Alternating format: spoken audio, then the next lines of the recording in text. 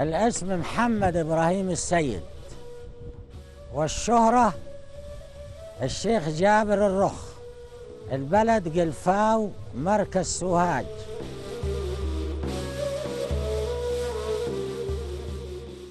الصعيد عامة يميل للتعليم الديني من النشأة، من الأولى يميل إلى التعليم الديني وبدايته الكتاتيب، لأنه يبدأ بحفظ القرآن الكريم ثم ينتقل إلى مرحلة التعليم الأزهر.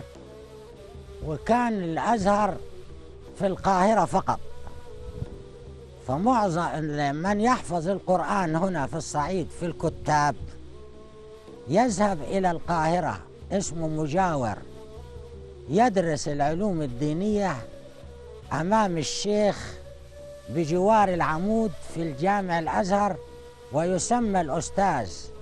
شيخ عمود يساوي أستاذ جامعة حاليا، يعني شيخ العمود، شيخ التفسير، شيخ عمود التفسير، شيخ عمود الحديث.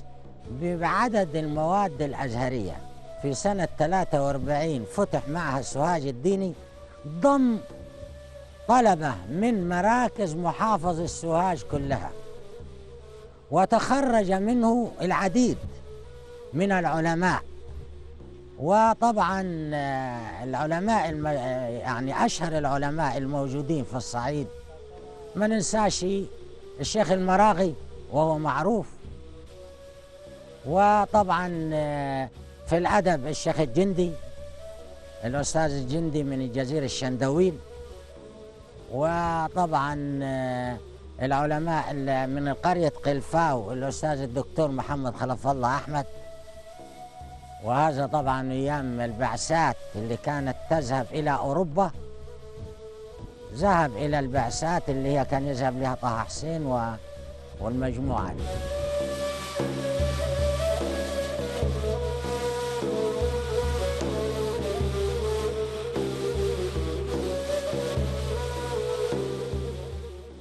أنا ذهبت إلى الكتاب في القرية كأطفال القرية، ثم خرجت منه ولم أكمل المدة اللي موجودة فيها، ودخلت مدرسة في مدينة سوهاج اسمها مدرسة الاتحاد الابتدائية. الابتدائي كان بعده مرحلة الثانوي العام على طول. المهم قامت ثورة 52، فجاء نظام الإعدادي بدل الابتدائي، فطلعنا مجموعة إحنا السن أكبر من سن قبول الإعدادي، فأخذنا الابتدائية ووقفنا، ففكرنا في الكتاب مرة أخرى، فذهبنا إلى الكتاب وحفظنا القرآن الكريم والتحقنا بالأزهر، لأن الأزهر القبول حتى سن 16 سنة ونص، يعني القبول سنه فيه يعني. ثم أخذت الإعدادية من معهد سوهاج الديني، ثم الثانوية، ثم التحقت بكلية اللغة العربية القاهرة في 67، وتخرجت في السبعينات. ومع أني أزهري ولكن عملت في حقل التعليم في وزارة التربية والتعليم.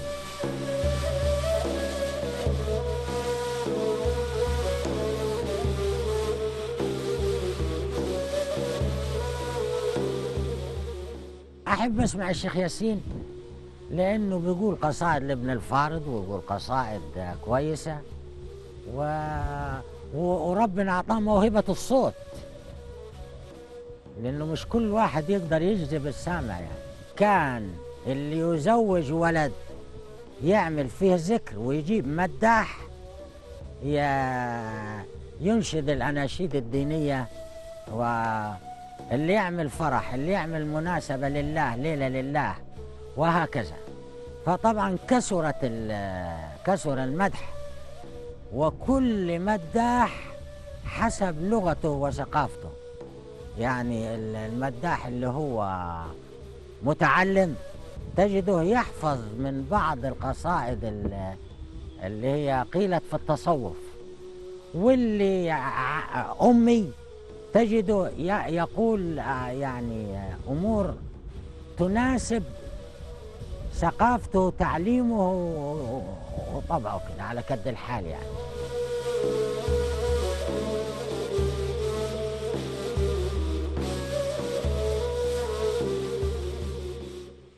مثلا الألعاب كان يلعب بالليل حاجة اسمها الغماية، يعني غم الواحد ويجري والأولاد يجمعوه، واللي يجمعوا يبقى الفريق الفائز، وهكذا. يلعبوا برضه كورة، ولكن ليست الكورة الحديثة دي، كورة عبارة عن قماش ويعملها بحبل ويضربوها الكبار بعصا، ويعني ويبقى فريق فائز وفريق يجري اللي يجيب وكذلك برضه أما الألعاب اللي كانت في المعهد لما دخلنا الأزهر، كان أظرف فريق التحطيب، اللي هو لعب العصاية، لعب السلة في الطبلة.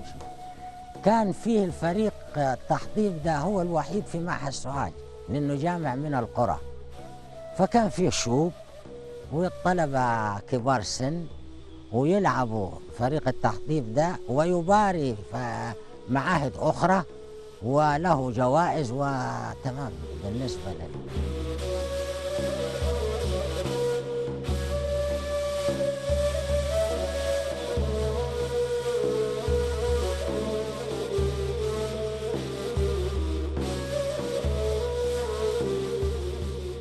الصبر والتأني